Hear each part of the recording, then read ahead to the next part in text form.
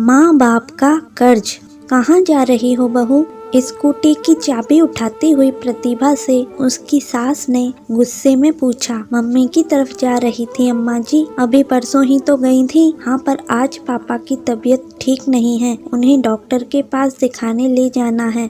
हाँ, ये तो रोज का हो गया है। एक फोन आया और ये जल्दी बहाना चाहिए पीहर जाने का। सास ने जाते जाते प्रतिभा को सुनाते हुए कहा, हम तो पछता रहे हैं भाई, बिना भाई की बहन से शादी करके। सोचा था चलो बिना भाई की बहन है तो क्या हुआ, कोई तो इसे भी ब्याहेगा। अरे जब लड़की के बिना काम ही नहीं चल रहा तो ब्याह ही क्यों किया। ये सुनकर प्रतिभा के तन बदन में आग लग गई। वह दरवाजे से लौट आई और बोली, ये सब तो आप लोगों को पहले से ही पता था ना अम्मा जी कि मेरा कोई भाई नहीं है। और माफ करना, इसमें एहसान की क्या बात है, आपको भी तो पढ़ी लिखी और कमाने वाली बहू मिली है। लो, अब तो ये अपनी नौकरी और पैसों की भी धौंस दिखाने लगी। अजी सुनते हैं बीरू के पिताजी। सास बहू की खटपट सुनकर बाहर से आते हुए ससुर जी को देखकर सास बोली, पिताजी मेरा ये मतलब नहीं था, अम्मा जी ने बात ही ऐसी की कि मेरे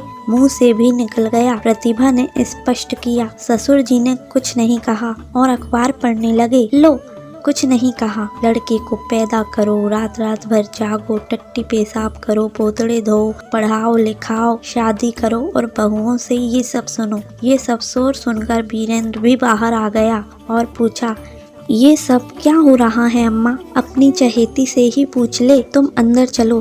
खींचते हुए वह प्रतिभा को कमरे के अंदर ले गया। ये सब क्या है प्रतिभा, अब ये रोज की बात हो गई है। मैंने क्या किया है वीर, बात अम्मा जी ने शुरू की है।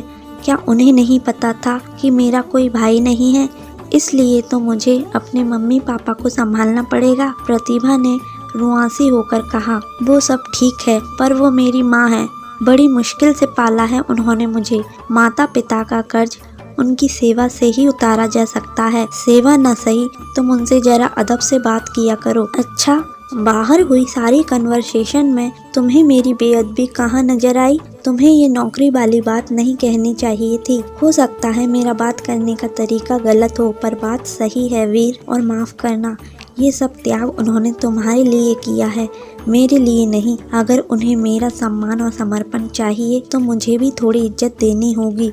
स्कूटी की चाबी और पर्स उठाते हुए वह बोली, अब कहाँ जा रही हो? कमरे से बाहर जाती हुई प्रतिभा से वीरेंद्र ने पूछा, जिन्होंने मेरे पोतड़े धोए हैं उनका कर्ज उतारने। प्रतिभा ने व्यंग मिश्रित गर्व से ऊंची आवाज में कहा और स्कूटी स्टार्ट कर चल दी। कहानी यदि पसंद आई हो तो इसे लाइक करें और ऐसे ही वीडियो देखते रहने के लिए चैनल को सब्सक्राइब करें। धन्यवाद।